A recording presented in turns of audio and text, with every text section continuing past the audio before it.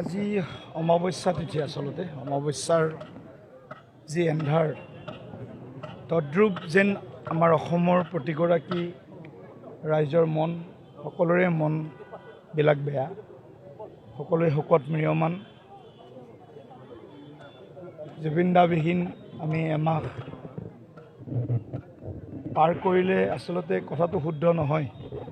কায়িক জুবিনদাবিহীন এমাহ আমি পাৰ কৰিছোঁ স্মৃতি সদায় আমাৰ তেখেতৰ হৃদয়ত আছে বুকুত আছে আৰু জুবিনদা জীয়াই ৰাখিবই লাগিব জীয়াই ৰাখিমেই আজি আমি কালি আহিব পৰা নাছিলোঁ সাংগঠনিক কাম কাজ আছিলে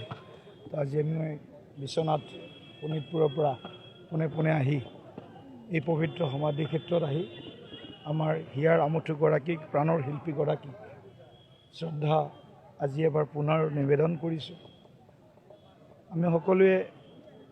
জানো যে জুবিনদাৰ ন্যায় এটা আমাৰ সন্মুখত ডাঙৰ প্ৰশ্ন আৰু এই প্ৰশ্নটোৰ উত্তৰ নিশ্চয় অনুৰাগীয়ে বিচৰা ধৰণে নিশ্চয় ন্যায়ালয়ে দিব আৰু সেই আশাৰে আমি বাট চাই আছোঁ যে জুবিনদাৰ এই ৰহস্যজনক আকস্মিক অসাময়িক যি পৰলোক গমন যিটো কথা আমি আজিলৈকে হয়তো বিশ্বাস কৰিবলৈ টান পাই আছোঁ গতিকে আমি সকলোৱে প্ৰাৰ্থনা কৰিম জুবিনদাৰ এই ৰহস্যজনক যি অসাময়িক আমাৰ মাজৰ পৰা যি ধৰণে আঁতৰি গ'ল তাৰ যি তদন্ত প্ৰক্ৰিয়া চলি আছে সেই তদন্ত প্ৰক্ৰিয়া ক্ষীপ্ৰ হ'ব লাগিব কোনো দোষীয়ে যাতে ইয়াৰ পৰা কোনো উপায়েৰে হাত সাৰি যাব নোৱাৰে তাৰ কাৰণে SIT ন্যায়িক আয়োগ বা ফাষ্ট ট্ৰেক আদালত যি আমি কৰিছে চৰকাৰ বা ন্যায়ালয়ৰ পক্ষৰ পৰা সকলোবিলাক একেবাৰে পানী নহৰকাকৈ হ'ব লাগিব আৰু তেখেতৰ যি স্মৃতি সেই স্মৃতি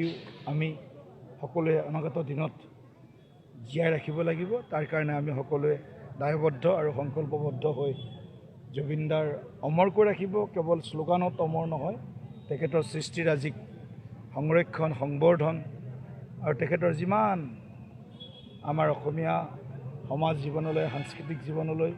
যিমান আহ্বান আছিল গীতৰ জৰিয়তে সেই আহ্বানবিলাকৰ প্ৰতি সকলোৱে